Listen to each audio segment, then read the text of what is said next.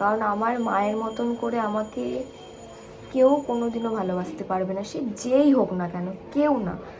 আর বিশ্বাস করো, এখন আমি একদম কাঁদবো না, কারণ আমি না প্রচণ্ড শক্ত হয়ে গেছি, নিজেকে না ইটের মতন শক্ত করে নিয়েছি যে তোমরা ভাই যে আমাকে যা খুশি বলো। দেখবো আমরা কেউ ঘরে নেই, ওই ফাঁকে একটা মিষ্টি টুক করে খেয়ে নিয়েছে। বুঝো খেলা দেখবি?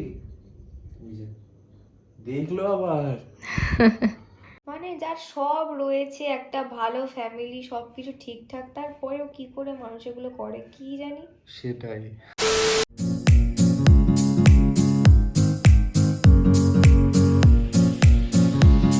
Hello guys, welcome back to our channel. আজকের দিনটা আমার লাইফের ব্ল্যাক ডে। তার কারণ 2018 মার্চের 23 তারিখ আমার মা মারা যায়। আজ হচ্ছে আমার মায়ের 7th মৃত্যুবার্ষিকী। তো 2018-তে এই দিনটা যে আমি কিভাবে কাটিয়েছিলাম সেটা শুধুমাত্র আমি জানি। আর প্রত্যেক বছর যখন এই দিনটা আসে, ঠিক তার এক সপ্তাহ আগে থেকে আমার না মনটা এতটা খারাপ হয়ে যায়, আমার কোনো কিছুই ভালো লাগে না। আর আজকের দিনটা তো স্পেশালি আমার কিছু ভালোই লাগে না। তখন আমি ক্লাস 9-এ পড়তাম। আমি সন্ধ্যাবেলা গেছিলাম দুখানা টিউশন করতে। টিউশনে আমার বাবা আমাকে কখনো আনতে যেত না, যেহেতু তখন বড় হয়ে গেছিলাম। আমি সাইকেল করে যেতাম, সাইকেল করেই আসতাম একা একা।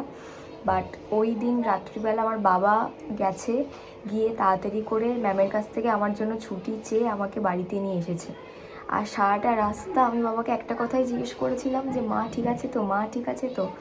আর বাড়িতে এসে যখন মায়ের ওই অবস্থা দেখলাম, মায়ের মুখে 1 চামচ জল দিলাম, ব্যাস ওই যে আমার দিকে আমার মা শেষবারের মতন তাকালো, সেটা আমি কোনোদিনও ভুলবো না। আর আমার মা আমার কাছে কি ছিল সেটা আমি কখনো কাউকে বোঝাতে পারবো না। আমার মা যাওয়াতে না আমার পুরো পৃথিবীটা বলতে পারো অন্ধকার হয়ে গেছে। আমি এটা শুনেছি, যা হয় ভালোর জন্যই হয়, কিন্তু আমি জানি না যে এতে আমার কি ভালো হয়েছে। কারণ আমার মায়ের মতন করে আমাকে কেউ কোনোদিনও ভালোবাসতে পারবে না, সে যেই হোক না কেন, কেউ না। আমার মা আমার মা, সবার মা সবার কাছে বেস্ট, ঠিক তেমনই আমার মাও আমার কাছে বেস্ট। এখন আমি সবসময় একটা কথা ভাবি যে আমার মা যদি এখন বেঁচে থাকতো, তাহলে হয় না সেই বন্ধুর মতন আমার জামা মা পরতো, মার জামা আমি পরতাম, দুজন মিলে পার্লার যেতাম, এদিক ওদিক ঘুরতে যেতাম, কত কিছু করতাম। কিন্তু আমার কপালটা এতটাই খারাপ, ভগবানের আমার সুখ সহ্য হলো না।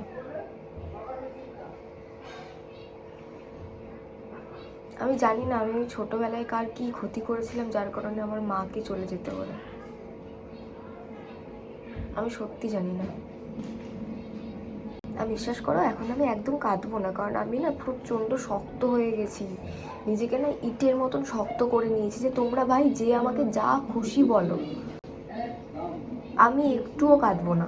এখন বিশ্বাস করো, আমাকে যদি কেউ অপমান করে, আমি কিন্তু তাদেরকে উল্টো অপমান করি না, আমি কোনোদিনই সেটা করতে পারি না, কিন্তু আমি সেখান থেকে সরে আসি, নিজেকে সরিয়ে নিই, নিজেকে গুটিয়ে নিই। আমি দ্বিতীয়বার আর সেই মানুষগুলোর মধ্যে যাই না, বা আমি সেই জায়গাতে যাই না যেখানে গেলে আমাকে তারা আবার দ্বিতীয়বার অপমান করার সুযোগ পাবে। আমি সেখান থেকে সরে আসি। আমি একটা কথা জানি, কেউ যদি তোমাকে কোনো কিছু বলে অপমান করে বা কষ্ট দেয় না, ঠিক দেখবে সেই কথাটা তার মনে কখনো না কখনো চারা দিয়ে উঠবে যে না, আমি এই জিনিসটা ঠিক করিনি। আমি সেই জিনিসটাতেই ভরসা করি। তো আমার মা যে আমার জন্য কত কিছু করতো বলে বোঝানো যাবে না।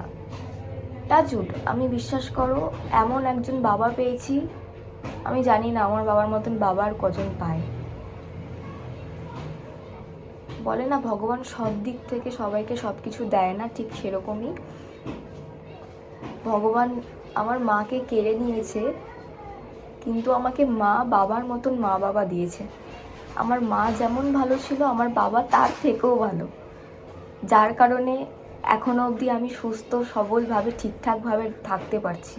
আমার বাবা যদি সেরকম না হতো, তাহলে আমি জানি না আজকে আমার কি পরিস্থিতি হতো। আর তারপর আসি সন্দীপের ব্যাপারে। আমাকে সবসময় আমার মাসিরা বলে বা আমি নিজেও এটা রিয়েলাইজ করেছি যে আমার মাই হয়তো ওকে পাঠিয়েছে আমার লাইফে, যেহেতু সে থাকতে পারছে না, তো তার জায়গায় যেন সন্দীপ আমার টেক কেয়ার করে, তো সেই জন্য হয়তো আমার মাই ওকে আমার লাইফে পাঠিয়েছে। আজ আমার মা নেই ঠিকই, কিন্তু আমি, আমার বাবা, বুজো, ঠাম্মা, আমরা এই ছোট্ট ফ্যামিলিটার মধ্যে বিশ্বাস করো নিজেদের মতন করে ভালো থাকার চেষ্টা করছি। সব সময় কিন্তু মায়ের কথা মনে পড়ে, আর যখনই মনে পড়ে আমার সত্যি খুব কান্না পায়, কিন্তু আমি কখনো কাঁদি না এটা ভেবে যে আমাকে শক্ত থাকতে হবে। এখন বড় হচ্ছি, আমাকে সব কিছু সামলাতে হবে। আমার মা যখন খুব অসুস্থ ছিল, আমার মার না রান্নাবান্না করতে খুব কষ্ট হতো, তো তখন বাবা বলেছিল যে রান্নার লোক রাখবে, কিন্তু মা রাখতে দেয়নি।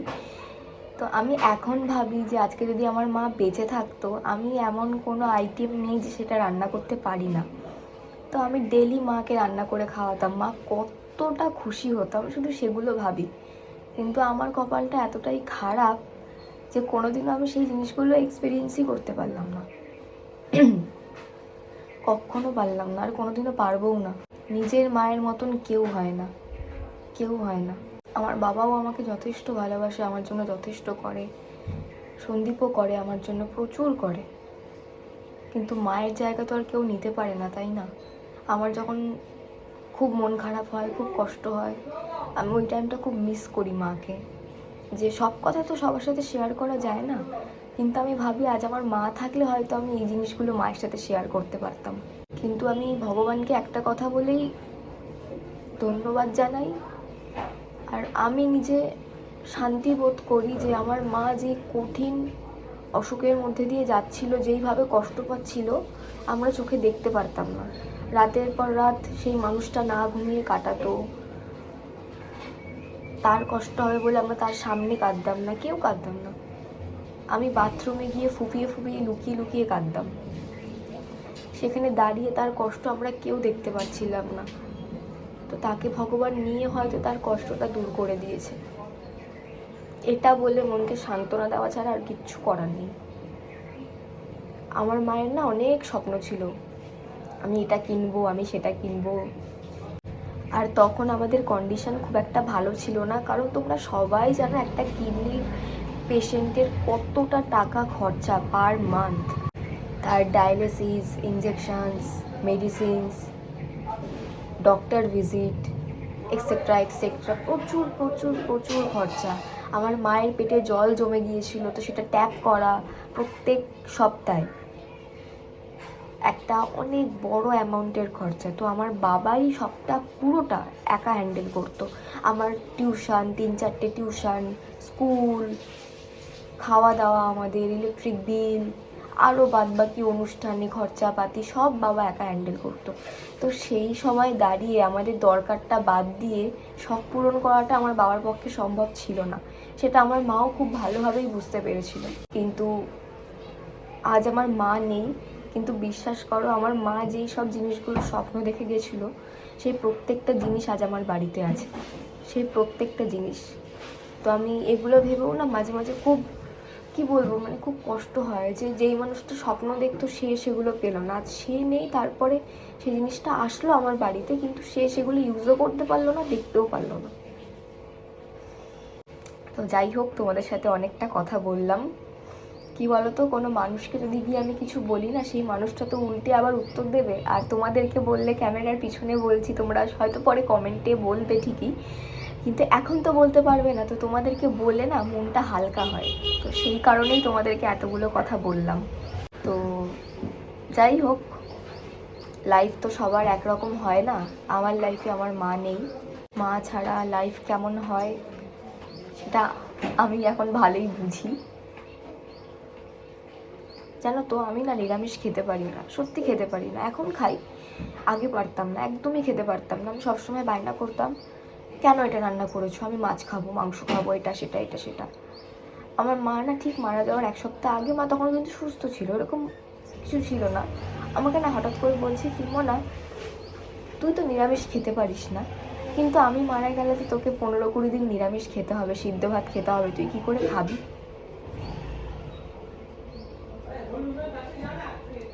আমি জানি না কেন এই কথাটা বলেছিল, হয়তো সে বুঝতে পেরেছিল কিছু ভিতর ভিতর, হতেই পারে, আমি জানি না।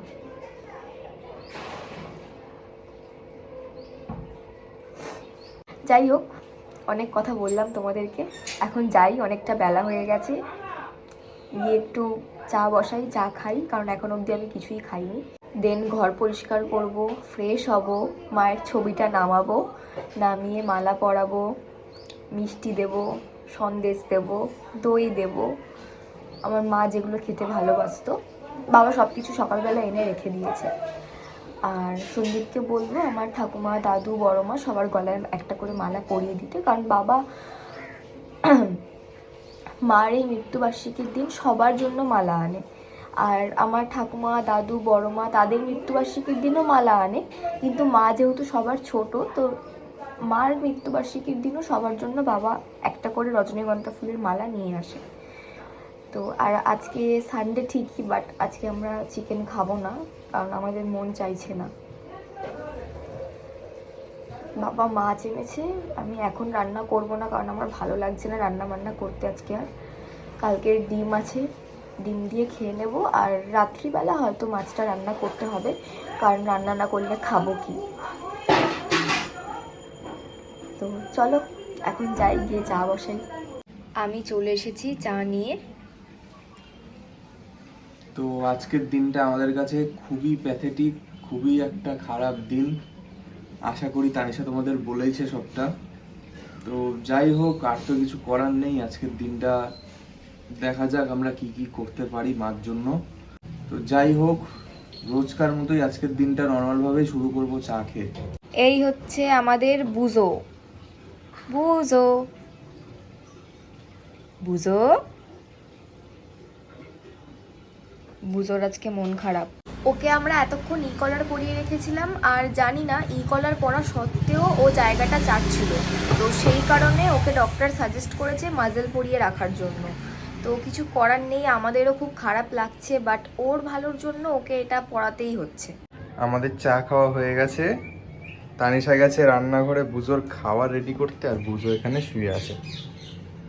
বুঝো, ওকে দেখে আমার খুবই খারাপ লাগছে। মুখের মধ্যে বেচারার একটা মাজেল পরানো সেই কালকের থেকে।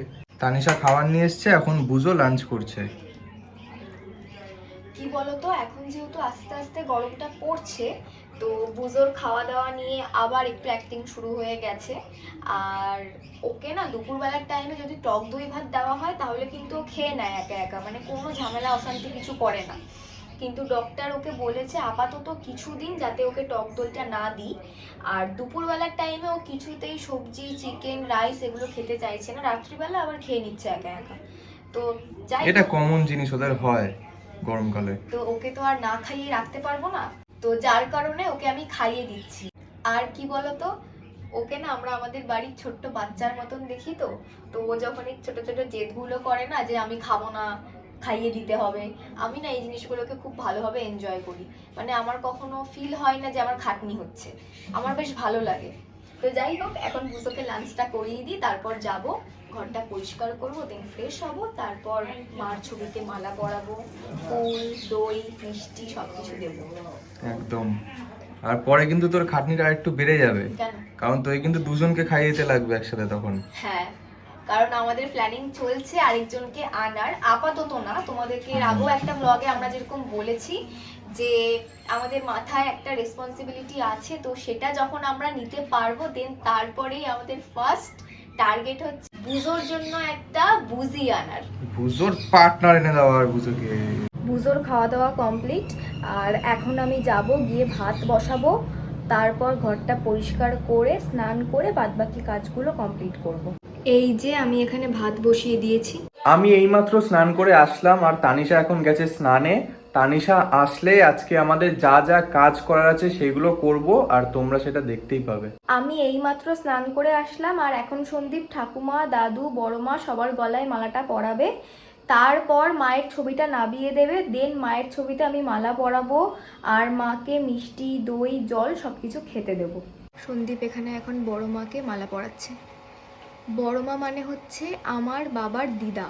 এখন সন্দীপ এখানে আমার নিজের দাদু আর ঠাকুমাকে মালা পরাচ্ছে। এই যে এটা হচ্ছে আমার নিজের দাদু, বাবার বাবা। আর এটা হচ্ছে আমার নিজের ঠাকুমা, মানে আমার বাবার মা। আর তোমরা ভিডিওতে যেই ঠাকুমাকে দেখো উনি হচ্ছে আমার বাবার নিজের মাসি। আর ছোটোবেলার থেকে আমি আমার নিজের ঠাকুমাকে কখনো দেখিনি। আমি ছোটোর থেকে বাবার মাসি, যাকে আমি ঠাকুমা বলি, তাকেই আমি ঠাকুমা বলে চিনেছি আর জেনেছি। এই যে তানিশা এখন মাকে সাজাচ্ছে, আর এই ফ্রেমটা এতক্ষণ ধরে পুরো পরিষ্কার করলো কারণ অনেক ময়লা পড়ে গেছিল। তানিশা এখন মাকে মালা পরাচ্ছে। মালাটা খুব সুন্দর। হ্যাঁ, পুরো টাটকা ছিল মালাটা, কিন্তু অনেকটা বেলা হয়ে গেছে তো, হ্যাঁ একটুখানি ফুলগুলো কালচে কালচে হয়ে গেছে। হ্যাঁ, বেশ সুন্দর লাগছে। হ্যাঁ।